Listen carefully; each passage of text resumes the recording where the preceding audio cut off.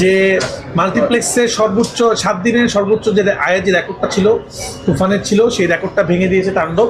তো বাংলাদেশে এখন যতগুলো মাল্টিপ্লেক্স আছে সব মাল্টিপ্লেক্সের 7 দিনের সর্বোচ্চ আয়ের যে নাম যে সিনেমা সেটা তাণ্ডব। তো সেটার জন্য আসলে আমার টিমকে আসলে অনেক অনেক শুভকামনা এবং আপনাদেরকে শুভকামনা, দর্শকদেরকে আপনাদের কারণে সম্ভব হয়েছে।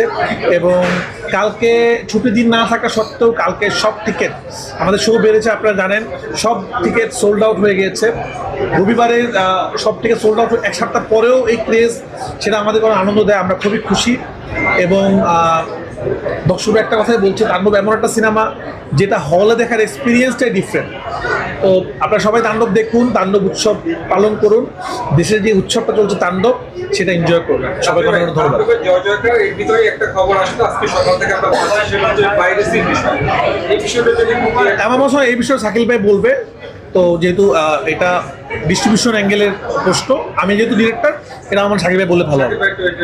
আমাদের ক্লিয়ার করতে এই বিষয়টা যে সকাল থেকে আমরা দেখছি যে দেখেন, আমি আমারও চোখে পড়েছে এটা।